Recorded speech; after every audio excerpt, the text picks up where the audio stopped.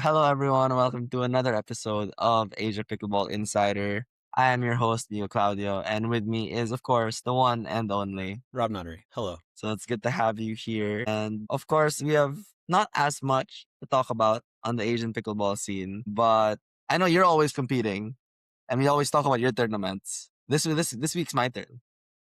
I like it. So I I like it. just played in the Philippine Pickleball League, the PPL here in the Philippines. And just being upfront, it was a dramatic turnaround because they ran a tournament last year, which got put under so much fire. There were so many complaints about so many different things. And if I can be honest, it was probably the most commented on tournament that the country had in terms of negative comments. I saw it. And as a tournament director, I'm like, one, thank God that's not me. And second, how the hell are they gonna do this? Because they put so much branding. They're gonna try and have their own ranking system. They have their own website. They put so much effort into this, and I'm just like, how are they gonna fix it? So what was the issue? They just didn't run it well? It was just unorganized, or what? So there was the three main comments I heard was people's games getting severely delayed. I heard stories of people's games getting delayed by 11 hours. 11 hours? Like they'd show up at 11 your 8 a.m. turns out to be a 7 p.m.? That's insane. Come on. There's people who were told they were done and then went back to their hotel and then proceed to get called back for another match. Okay. I had this experience in China, so I get it. Yep. Just not realizing that the venue they had a lot of courts, but absolutely nowhere to stay. So there was just nowhere for anyone to watch, nor for anyone to sit. And I saw the pictures from the event made it look like it was public transportation. There was just so many people. But the event that was just ran this weekend and is gonna be run this coming weekend was honestly one of the smoothest tournaments I've ever seen. So shout out to Aldous and his whole team over at PPL. They did an amazing turnaround with the tournament. It was so smooth. I had my schedule for the whole day. Everything was on time.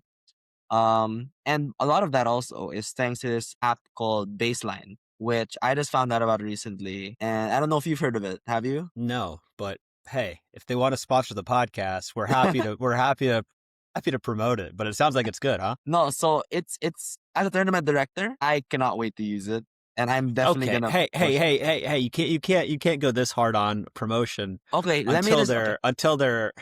Okay, fine. Let me just explain to you what it does, though. Let me just explain to you what it does. I'm just listen. I'm just in shock that this exists and not more people are using it. It sounds like okay. This is like yes, it does. They are not sponsored yet. Okay, this is not a sponsored. Hear me out. So it's are you an investor? No, I'm What's not. Going it's on? a Vietnamese brand. I just found out about it, and I'm just genuinely shocked that it exists. Okay. So it's for tournament directors. So it solves basically every issue that tournament director can have. Because people are like, oh, the draws are rigged. We need to have live draws. It solves every issue a tournament director could have. I mean, if that doesn't sound like an ad read, what does? Okay, just listen. You gotta give it a chance. You gotta give it a chance. All right, go. All right, it solves everything. It's the best app in the world. It's okay. Continue. Okay, so you're playing a tournament. You want to watch your games, but you're not playing on center court. You gotta live stream it you gotta video yourself, or you gotta live stream it on your own. With Baseline, they have a camera set up on every court. And then it live streams as soon as the referee presses start. They don't use the physical score sheets. The ref's on their phone, and they're just pressing point, side out. As soon as the referee starts on the match, your game gets live streamed to the app. And then as soon as the referee presses end, the file is uploaded and downloadable immediately after the game. So my parents were able to watch my games while it was happening, and I was able to download it right away. And their camera is literally just an iPhone and a power bank. So you have this setup. Quality was pretty good. I'll show it to you later. And yeah, they had that on like 20 courts at the tournament. So 20 different live streams, all being uploaded at the same time. So is it, and that it's also, is that when they're pressing start and finish, is uploading the result to the draw, and the draw's updating in real time, all that? Draws updating in real time. It has it shown, so like winner of Group B plays second seed Group C, and then auto updates. And then also, and this one, okay, I'm not gonna sound like an ad read. I'm just Yeah, gonna you say the are. You already facts. do. This whole thing just feels like an ad read. This is like the longest ad we've ever done that we're not getting paid for. I'm just gonna say the facts. I'm just gonna say the facts. When the ref updates the live score on the app, on the live stream, it automatically updates on the overlay, and on the recording, it's saved. So That's you great. Yeah. you end up with a full recording of your match with live score, with overlay, with names, 5 minutes after playing, whether you're on center court or not. Yeah. Which, as a player, is just great for improvement, and it's basically a whole. It's like a whole production thing in and of itself, and then there's schedules all there. So it's just super convenient. And honestly, if without it, I don't think the tournament that they ran, they would have been able to fix all the issues they had in the last one so quickly. Because it's just their second So let's tournament. what were events using in the Philippines and in Asia prior to using baseline? Like for even for just other tournaments, what are they using? I was on a Google sheet. I was Migo, come on. running. I'm so serious. I was running tournaments on a Google sheet. But why? Because there's software out there. So why are you doing Google Sheets? I mean, if you don't have anyone to teach you how to use a software, you're just gonna default to the thing you know how to use. And at that point, Sure. that's just Google Sheets. And I did meet with some other like tournament organizers before running our tournaments, and they just showed it to us on a Google Sheet. So I don't think I'm alone in just having it all on an Excel or a Google Sheet and then just running it like that. That's interesting. There's a lot of tournament softwares out there. In the States, what would you say is the most common one? Because I don't think most Asian tournaments use an actual software yet. In pickleball tournaments is what all of the PPAs and all of those tournaments are on. I would say that's the most popular. I would say what's getting really popular at the local level that like local organizers are using a lot is an app called Swish. And similar to pickleball tournaments, that software is really built out to where, like if you're looking at PPA results, that's what you're looking at. And it has all the bells and whistles of, you're going to get text messages to go to your court, like court assignments, stuff like that. Swish is more of a, like, I don't want to say dumbed down version, but just simplified version of it where it's really easy to run as an organizer. It's also good for like league play where you're doing like rotating partner round robins and stuff like that, where a lot of other softwares don't have that capability and they have to do it a little bit more manually. So I would say like Swish at the local level and then like pickleball tournaments at the big like tournament level. Yeah. So I know about pickleball. Would you say baseline is more similar to like a Swish or more similar to like pickleball tournaments? I'd say it's a bit more similar to a pickleball tournament. There was something that came up a few weeks ago. I was talking with a fellow tournament organizer, and he asked me how I logged the games for the Super Series tournaments on Duper. Yeah. And I just said we had a club account for a separate thing, and then I just added everyone that joined the tournament to the club, and then just logged their games there one by one. It took a lot of time, took a lot of work, but it got the job done. Apparently, the guy I was talking to went straight to Duper, and he asked them how they could use the tournament tab on the Duper app. And they mentioned that the only way to do it would be to put the tournament on pickleball tournaments. But in order to do that, it would cost like $6,000 up front. Yeah, which that's expensive. It's kind of a lot.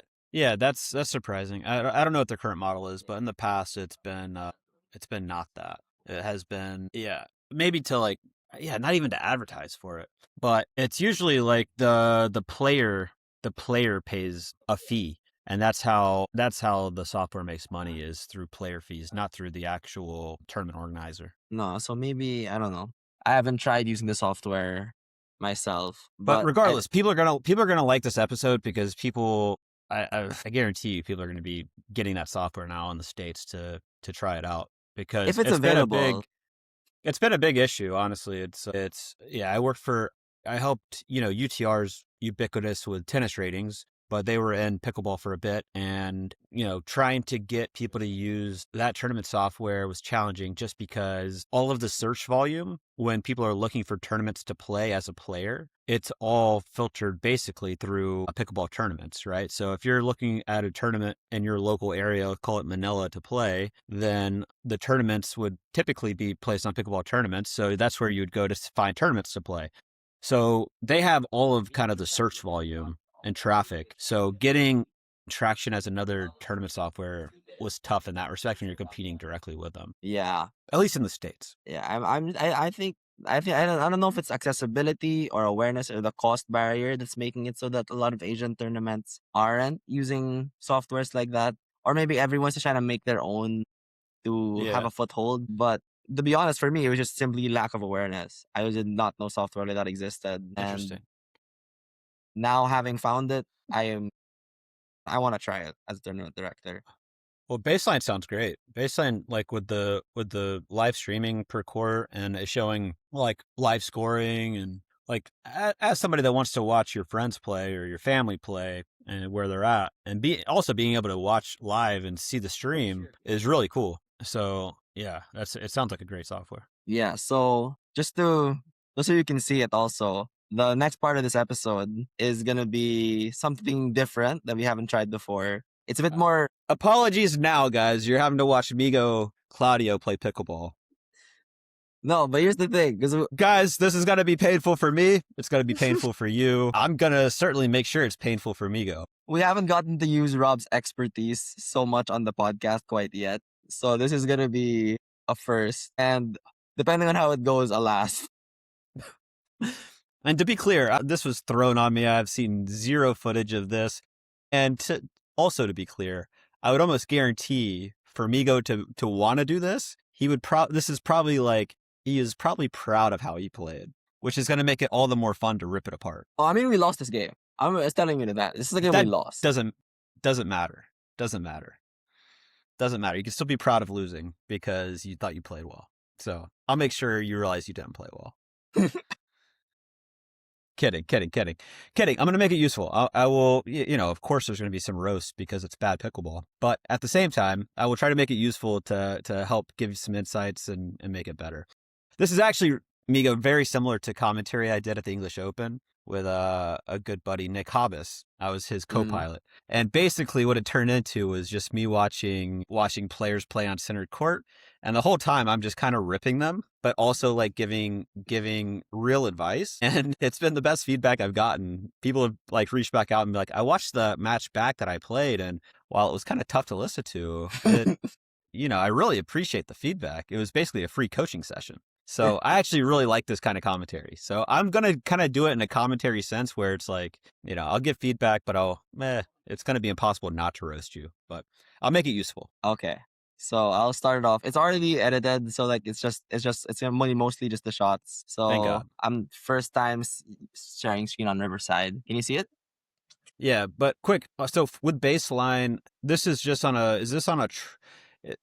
their iPhone that they're set up? Yeah. So it's their iPhone that they set up, and they just zip tie it to the fence with the power back. Oh, okay. I would probably prefer it straight on the back, like center court, but whatever. This is cool. Yeah, it depends on what they can do on the court. So yeah, so this is the quarterfinals of the PPL Men's Doubles Advanced. I am here on the right. My partner here, Mo, he's been playing advanced for more than a year now. Very solid player. Actually, usually Great plays court. the right. Great court, great spacing, like really nice. Well, ceiling's a little low, but who cares? It's dope. It does not come into a play. Anyways, the ceiling does not come into play this game. Migo's playing the right. Migo's the right side king. And who are you playing? Playing against. So I'm not familiar with Harvey. This is Harvey on the right here. Well, on their left. He won the PCL Season 1 Philippine leg with Team Dink and Drink, but was not able to compete in China because he did not have a passport at the time. Don't know if he has one now, but yeah, he's a very solid player. And I'm not too familiar with his partner, but he did play very well this game as well. So cool. And level-wise, give us the level you would say everybody on the court is, and who would you say is best on the court? Okay, so I did plug this into Pickleball Vision. Duper, just give me your overall. Yeah. So everyone on this game got a 4-6 except me. Okay. What did you get? I got a 4-2. Okay. I like it. All right. So that's interesting. I've never seen those results with Pickleball Vision. So that's cool. All right. Let's see. So first point of the game. Oh, you're not gonna like the first point of the game. That's good. Yeah, really patient there, Migo. Way to really settle into the point on the first point. I know. I Okay. did. And you're able to pause this for me if I needed to, right? Yeah. Okay. Uh-oh. I was expecting another speed up down the line. Oh, 2 dinks in a row. 3 dinks in a row. Dig it. Migo. I tried. Hey, at least you kept dinking. It's good patience. Respect. My right, I'm definitely not as comfortable on my right side dinks as I am on my Yeah. left. I had to make a That bit of an adjustment. real quick pause that. Go back to that last point where you returned. Yeah, this one. Yeah, here. Yeah, that return landing very, very short, and not just short, but high and kind of sitting up. And you got the miss out of it. You missed the drive into the net. But I would say for anybody watching, the 2 shots that you can really try to work on that will set up the rest of the point and make the rest of the point easier is serve and return. These days, it's worth going for a big serve. Just go like there's something you can practice by yourself too. Get a basket of balls and just go rip serves. Play with the height that you're making contact. Go as high as you can. Just go waist level and try to hit as hard as you can. Go for depth, go for placement. And on the return to my point here is it's such a big difference. You're going to make it such a nightmare to get to the kitchen line as a serving team if you're hitting consistent returns that are 3-4 feet within the baseline and heavy. So, and that's also just a very repetition based shot that you can get good at if you just put in the time. So serve return are underutilized and underfocused shots that you have to focus on. All right, we can continue. Yeah, my dad was grilling me about that because I don't have a tennis background and I still struggle with the return quite a bit. I like that drive, and reason being, do you know why I like that drive, Migo? Serve was big and he was unstacking. He wasn't. Yeah, his feet were not set, and he was not at the kitchen line yet. And you took it to you didn't go for too much on the drive. It was kind of a 3/4. You kept it low, kept it on his left hip. And the key to that is if you see the returner is not going to get to the kitchen line, always hit to that person. Whether it's a drive, whether it's a hybrid, just make sure you're hitting to that person because it's much harder to hit a ball as the returner as you're moving versus the player that's at the kitchen already stationary. All right. I'm going to try not to interject on every single shot, but I can't promise. Oh, athleticism, amigo. Can't teach that. Oh, that's a questionable lob. It's a questionable lob. Honestly, I was just happy I got that ball. I cannot lie. Yeah. Good drop. Good drop. Stay patient, everybody. All right. It's a good point. Oh, athleticism. So another thing, with no tennis background, Migo, let's go back to the overhead really quick. Yeah, I know. I got to turn. Yep. But there's a lot of players out there now that don't have a tennis background that are playing pickle, and this is one of the weaknesses. Even at the pro level, the guys that don't have and women that don't have the tennis background this is what they do. There's no shoulder turn. You got to really like the power from here comes from the waist and getting good rotation. So you got to make sure you get sideways, really set up here, left arm up, drop that right shoulder and that right elbow, and then go up and snap the wrist. So yeah, basically you're just swinging with your arm here because your body's still square to the net, and you're only going to get power from your arm, and you're not even going wrist very much. So it's going to be a pretty weak overhead.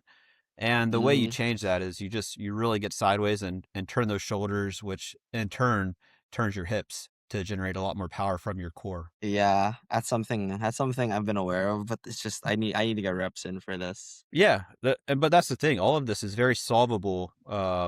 The serve, the return, the overhead, all of this is very solvable just on your own, just going out and practicing. Yeah, so few short points here. Midcourt. And also I gotta let you know this game there is time limit on a game like this. It's Okay. 18 minutes plus 1 when the team calls a timeout, so max of 20, which does come into play later. Oh, that's kind of interesting. I don't hate that actually. So it doesn't matter what your score's at? So if time runs out and you're losing, you just lose. That was just a bad, yeah. So no matter if it's by 1, by whatever, it's just whatever that score is. Yeah, when time runs out. Okay. Oh, you can't speed up to Migo's backhand. Oh my God, what a thunder punch. Jesus. Lesson learned. Sorry, Harvey. Yeah, do they still do that? I'm trying to remember. I don't think. Oh no, they do it a few Dude, more they're times. going after your partners, grinding them down. It's a good drop. Yep, good ball. That's the right ball to hit. It's net level, a little higher than net level. He was off the line. You didn't try to go bot. You just went at his feet. Lovely.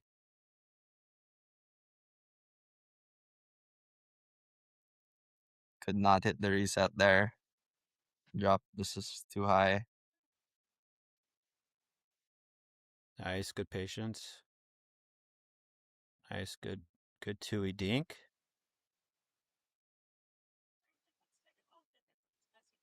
Yeah, that's a tough. So just a quick point on that, on Moses trying to hit that forehand dink. So that ball came from the backhand. They dinked middle to Moses' right foot, basically. And Moses tried to take that as a topspin roll to a very small part of the court, to that forehand corner. And that's just a really, really tough, it's a tough ball to hit. If you see, we'll watch it here. So off the forehand foot, tries to roll it from here, and he's going over the high part of the net to the forehand side. And it's not even a great spot to go, because one, it's low percentage because you're trying to roll a ball to a very small part of the court. If you want to go there, I'm okay with like a short hop or just kind of a neutral dink where you're not trying to roll it. But the point of rolling is to hit an offensive dink, and you're just not going to hit an offensive dink off this ball unless you're going back to like middle, or unless you're going back to where the ball came from, which was cross court. I'm okay with that. But and I'm also okay going to this area, but it has to be it has to be a different dink. It can't be a roll. It has to be kind of a push dink where you're just either short hopping it or just placing it really low over the net here. But it's just low margin, right? Like you're changing direction, which is hard to do. And then two, you're also going to the smallest part of the court over the highest part of the net. So just a reminder, you don't want to give your opponent rhythm by going to the same spot over and over, but you also don't want to put yourself in a tough spot by making the dink more challenging than it needs to be. A better spot to go off this ball would actually be to the guy right in front of you's left foot. Make him hit an awkward backhand dink. Okay, continue. Yes, that's something that that I wouldn't have picked up on, and I think most players below your level wouldn't have picked up on. I was just like, oh, he missed a dink. Unlucky. Yeah. But if he goes to if he goes to anywhere else on the court, he probably makes that dink. And just the risk, like sometimes the reward is worth it, but the reward here isn't really a reward because you're hitting to his outside foot where he has a lot of options to attack off the forehand. Oh, yeah, that was me trying to go for a bit more on the return. You don't have to. Oh, it didn't look like it. It barely got to the net. Oh, I think I missed God. Oh, God. Oh, that's hard to watch. Yeah, so just a little bit of context. That's you going for more? Wow. I just missed. I missed the ball. It happens. Clearly. I know it's a foreign concept to you. I missed the ball. No, I miss balls, just not that badly.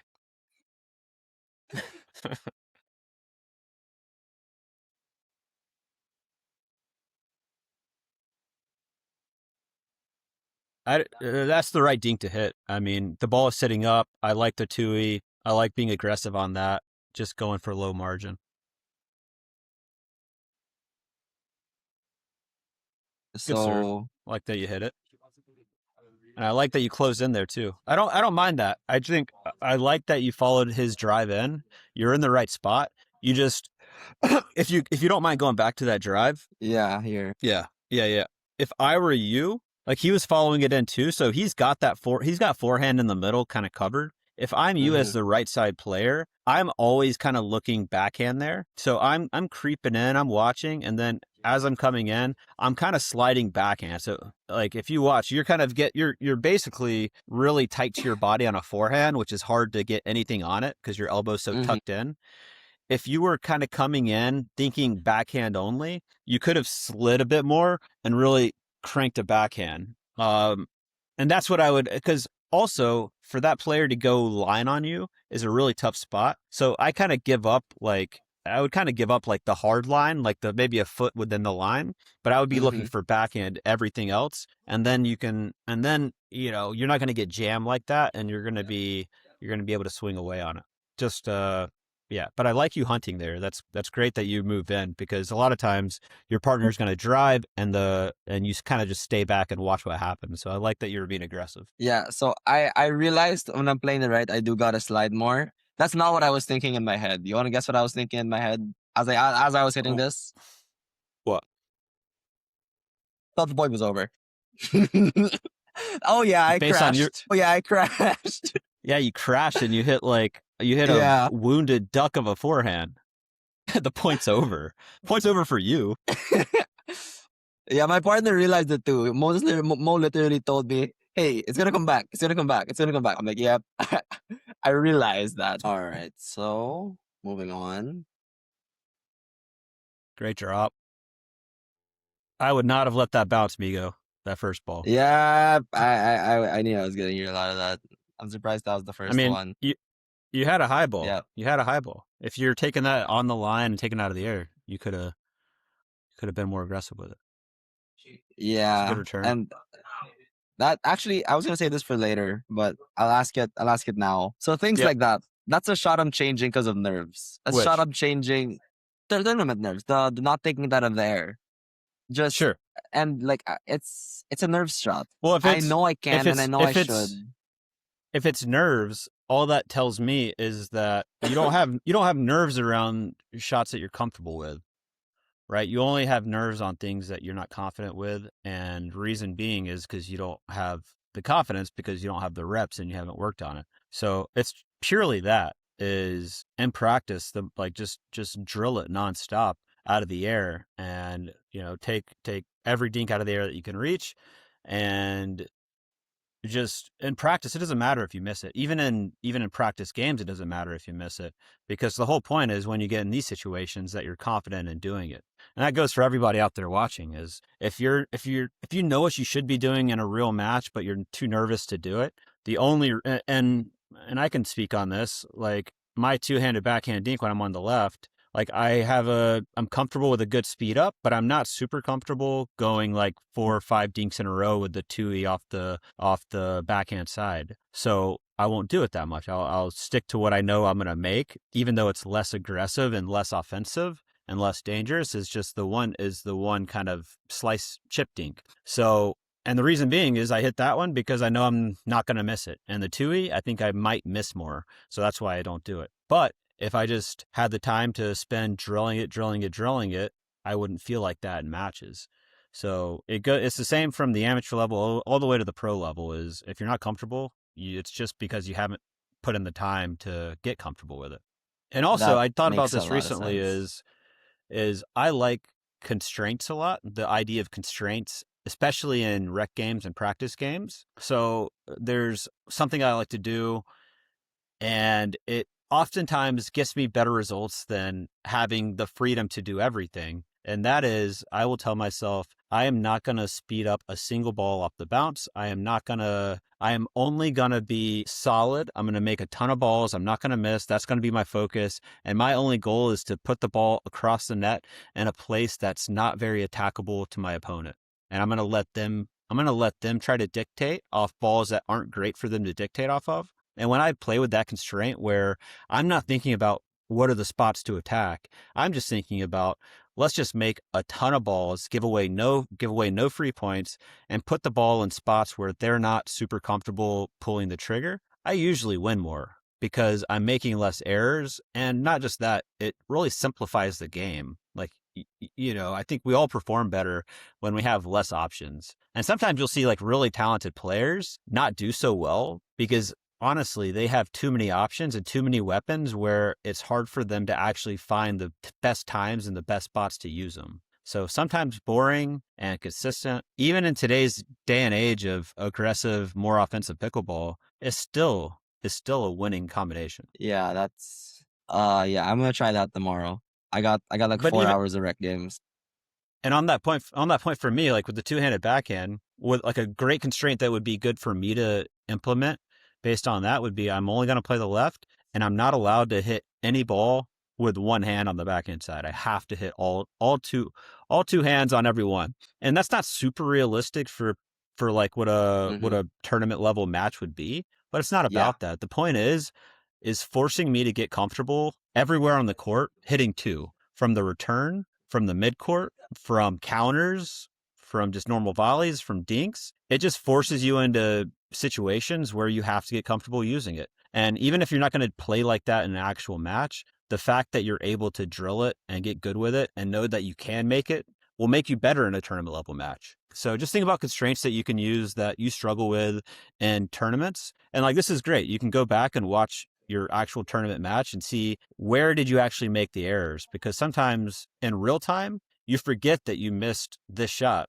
and when you play it back you're like, oh, I really should work on taking balls out of the air more because I shouldn't have let that bounce, and if I did take it out of the air I would have caught my opponent off balance or whatever, you know. Okay. I Would you recommend one constraint per training Yes, session or just one multiple? one one well, training session you can go multiple. I prefer like if I go into like a 2-hour session and I'm just playing games, I will try to keep the same constraint the whole time. But I'm not so particular in the fact that, you know, if you want to do one game where there's no attacks, the next game where you're doing only two E's. But I do like to keep the constraints kind of minimal to one variable, just so you can really focus on it. If that makes sense. Okay, because I'm thinking if they shouldn't overlap, I can have one constraint for I have to juice every return, and then another constraint for stuff at the kitchen. You have to whatever return. I have to juice every return. Yeah. Yeah. I mean, if it's such a small constraint like that, I would combo that one, because to me that's not like, to me it needs to be something that is happening throughout, not just on one shot necessarily. Yeah. Okay. So that's not a to me that's not a big enough constraint. I would combine that with something else.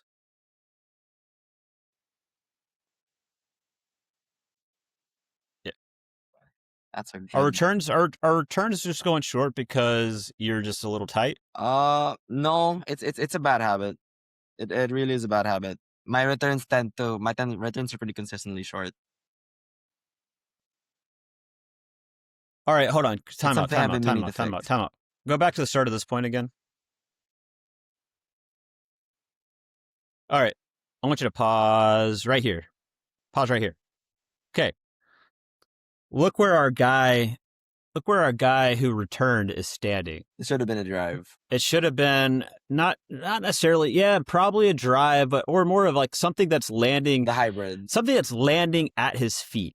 Like this ball Yeah. should be landing at his feet, because to hit a mid-court transition ball, to get it to land in the kitchen as you're on the move across the court is really tough. I would say the percentage chance at this level, call it the 4 or 5 level, of getting a pop-up if you're hitting a ball that's landing at his feet right here is really high. If you're able to hit that ball at his feet, you're going to get a pop-up, I would say 75% of the time, to where you're able to hit it out of the air and win the point from that shot. So just hitting a drop here where the ball is going to land, bounce up, and he's going to be able to have an easier shot on his fourth is a huge deal. Like, when you have a guy moving across the court and he's not getting to the kitchen, you got to make sure that ball is finding his feet at like with good pace. So let's see where it lands and where he hits it. Yeah. I mean, you can't drop there. You gotta make him feel the pace. But good movement here on the forehand dink. So yeah, this is when they started to pull away a little bit. I So like what you did there. I mean, they should have taken it more to your partner, but anytime you're the partner at the kitchen as your partner's returning, you want to try to take every fourth that you can to protect your partner. yeah. So again, just a soft little drop makes it really easy for his fourth. Like I would much rather see a drive or like a hybrid at his feet because like you guys could have really like I'm watching this match. You guys could have really exploited that big time. The guy on the right not getting to the kitchen. Like that should have been an automatic point every single time. Yeah. But again, this is stuff it's hard to see in real time. That's why you watch film back and you can do it next time. Yeah. So this is the advanced. Oh, these returns, Migo. These returns are what's killing you. Like honestly, this one fix changes the whole outcome. It's crazy. Yeah. Oh, that's got to be out of the air too. Out of the air, dog. Yeah. So this is where. Yeah. You can see your partner's kind of over. So that return again is just so tough. Yeah. I would say number one for you is returns. Yeah. It's 971. That does bring it interesting. That's out of the air, bro. That's out of the air, bro. But good dinks. Good dinks. Nice. Nice. The first speed up that goes in. Yeah, but your forehand. I mean, that's actually a good return. I don't mind the high. Like you can hit it kind of slow and high. That's fine. I'll give you time. That's actually a great return. Just can't be short and high. Good drop. Yeah, that's the. If I were you on that drop as the off ball partner, I would be way more active up there, as he's going down to pick up that ball. What do you mean by active exactly? So let's go. Is there another point where you guys are serving? No. It ends here. So I'll talk to you about. I'll show you with these guys as the servers. Yeah, that's where it ends. Okay, off ball partner meaning the serving team, the guy that's not taking the third. That is the off ball partner. And what I mean by being active is as the off ball partner. Let's say you and I are playing and you're hitting the third. I am very intently watching you hit your third. I'm watching where the return is. I'm watching how deep in the court it is. I'm understanding which thirds you like. Like if it's coming to your backhand, I'm more likely to kind of hang back and be a little bit more cautious. But if I know you're grooving your forehand drop and you've been consistent and the return is a return that I think you're going to be able to really groove, I will be watching and I'll be kind of anticipating getting big at the kitchen line as you're hitting that. And it's making these split second decisions where I'm watching you hit it. If I see it kind of that it's going to be a good drop, I'm going up to the kitchen line and I'm dancing. I'm throwing my left shoulder out. I'm just being a big presence, because simply by being a big presence, you can earn errors. Not only that, even if they don't miss, you're going to make them hit into a really tight window versus if you're just kind of strolling up to the line, they have a very big window to hit to. So that's what I'm always thinking about is how can I make the window that they have to hit into smaller, which is why I'm such a big advocate of taking dinks out of the air, because you're giving your opponents a smaller window. You're creating more pressure for them to have to hit to a smaller window. And I don't think people think about that as much. And that's my biggest pet peeve in Asia is people not taking away space on the court. It's a small court. Take away space. You don't have to let the ball bounce to hit a 2-E off the ground. It's not necessarily the best play. The highest percentage isn't hitting a 2-E speed up off the bounce. The highest percentage play is hitting a ball that's net level or higher out of the air. You're going to win that point way more than you will a speed up off the bounce. So sorry, that was a little bit of a rant, but that's why. No, yeah. So I think that's perfect. So the three takeaways that I'm getting is take balls out of the air, and if you feel uncomfortable, get comfortable by practicing it. Returns, and as the right side, take up a lot more space in the middle and wherever your partner drops. As the off-ball partner, be active. Don't just be there. Be active. Yeah, and don't send speed ups 2 feet off the baseline. Correct. So yeah, this is great though. I like this, Migo. We should do more of this. This is good. I like roasting you. No, next time we should get one of yours in here, and then I'm curious to see what you have to say about your own matches. I feel like that could also I'd roast myself too because there's a lot I need to work on and have not been able to practice, which is frustrating, but all good. So I have one more tournament coming up this weekend. This time it's not advanced. I'm joining open because my friend ran out of slots in the tournament. So we just said, screw it. We're joining open. Okay. And as just like a mental thing, because I really struggled with my mental for the first few games of last weekend. Yep. What are you thinking to yourself when you're in a big match in a tournament? What are you thinking to yourself before? What are you thinking to yourself during the match? And how do you keep yourself composed and able to play at your best ability in a match, in a serious match like that? Well, what are you struggling with mentally, just so I can help answer this the best way? Is it like how are you feeling going into this? Is it just nerves? Is it not knowing how to play or not trusting your ability, or like what are you feeling?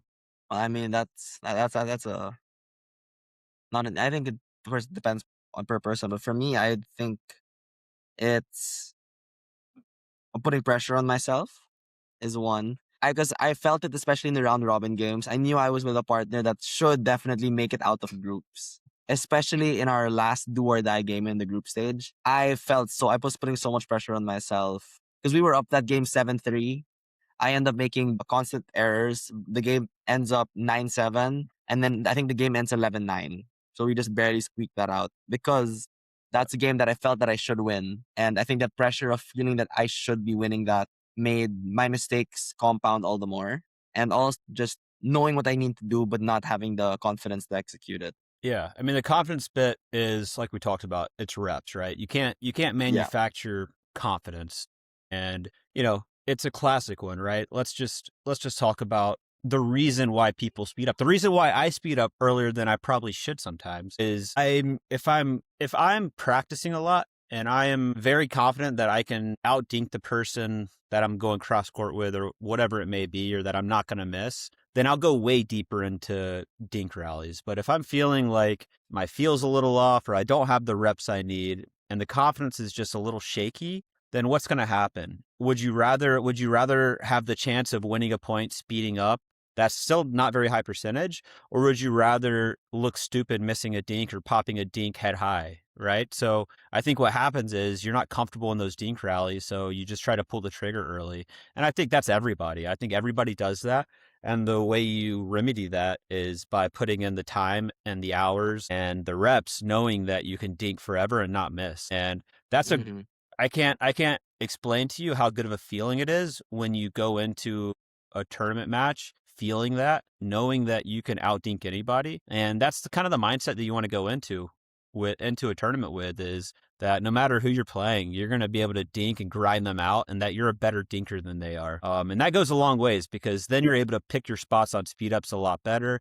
You're able to do it deeper into the dink rally, which makes it way more effective. So there's a really nice like snowball effect of what happens when you go into events with confidence and reps. So that's one, but again, that's not so much a mindset thing, other than that's a preparation thing. I would say the one thing that I kind of think about outside of that is I try to simplify my goal and my job so I don't think about too much and I don't have too many options. And the one mantra that I always use for myself is play clean. That's just something I'm always saying to myself, because I know if I play clean and I make a lot of balls, I'll win a lot of matches. And when I try to do a little too much and maybe I overcompensate for my partner because they're struggling or whatever it may be, I don't play clean. So I try to do what I can control as a partner, and I try to make my balls. I try to do my part, and you have to trust your partner to do their part. And sometimes you'll play with a partner that's weaker. Sometimes you'll play with a partner that's better, but all you can kind of do is control what you can control, be supportive as a partner. And to me, it's play clean. And like I said, I try to simplify it. So if I know who I'm playing,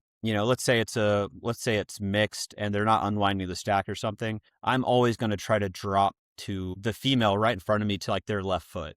And then, so that's going to be my target. And that's going to be the only thing I'm going to do. And then I'm going to make my way to the kitchen and I'm going to get into the dink rallies. And then I know I'm going to win up there. So I just try to simplify what I'm doing. But the mantra that I think to myself all the time, which takes me back to let's not give away unforced errors, is play clean. Yeah. I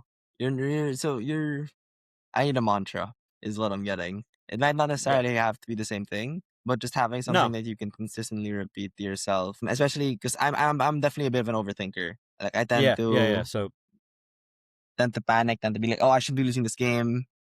That mistake is, yeah, like I'm better than these And guys. But that's then if you're thinking those and things, that's you're the not focusing on the game. and that's the other thing is another like little tip that I do, and I don't, yeah, I haven't really heard about anybody else really doing this. But let's say let's say you and I are playing. I'm playing the left, and you're serving, and you're starting off the game. What I do from that very first point and very first serve is as you're about to serve, I'm not watching you really. I'm watching the ball in your hand. And then I don't take my, like, I really just like mentally and visually, like, really lock in on the ball. And I focus on playing the ball. And that's what I kind of think about and try to focus on throughout the entire match is like I know that I'm really locked in and focused if I can focus on something as small as the ball in your hand and all I'm doing is watching the ball the whole time. So if you ever watch me play and you see my partner serving, you'll see me like really intently staring at the ball in their hand. And the reason I do that is because for me, that's like my mental cue of like really focus and lock in. And also, it's like something that you learn in tennis, right? It's like you're not playing your opponent. You're playing the ball that comes back to you. And that kind of removes the idea of I'm better than this player, I should beat this player. Like you're playing the ball. And nowadays everybody's good at pickleball, especially at pro tournaments. There's no like easy wins necessarily anymore. Like everybody's going to give you a challenge. So if you're always thinking about like, oh, I should beat this team or whatever, then it's going to mess with your confidence as well. So I think the more you can just focus on playing the ball, the better off it is. Yeah, I'm gonna steal that staring at the ball. I'm gonna try that. It helps me. I'm gonna try that for sure this weekend. So that was great. Thank you so much. I appreciate. I will road to 5-0 coming soon. Migo road to 5-0. Migo 50. That's like just a good name. That's like a robot. Like, it's like Johnny 50. Migo 50. I like Yeah, it. I think, dude, I'm already predicting this is going to be like our most popular episode. People love breakdowns. People love tips. People love understanding and learning about the game. I'm telling you now. Hope there's some value out there for everybody watching. And I would love to do more of these, Migo. I think they are super valuable. yeah. Thank you so much. I cannot wait to apply all these things and also just make more of these episodes because I feel like I'm not the only one who's gonna get value out of this. The people I played with are gonna get value. I'm probably gonna send the clip to Mo of that one dink that he talked about. I don't think I was thinking about it. I don't think he was thinking about it. Just a Yeah. great insight that everyone can learn from. Yeah. So thanks, of course, before we end, thanks, of course, to our sponsors. The Sports Predict in the bottom right corner down here. So thank you so much. When Rob gets back to competing, we will be sure to put up sports predicts for those episodes, for those tournaments. It's going to be exciting. Feel free to join in. We'll be offering prizes and most likely stuff from our other sponsor, Ram Sports. So if you want paddles, apparel, and anything else pickleball, feel free to check them out at ramsports.com and also use Rob's discount code ROB20 if you want to grab anything for yourself. And I think that specifically the Typhoon paddle that Rob uses, great deal for under $200. Crazy. So Giving it away. So that's it for this week's episode of Asia Pickleball Insider. Thank you so much for watching, and we'll be back next week. Thanks, guys. Bye.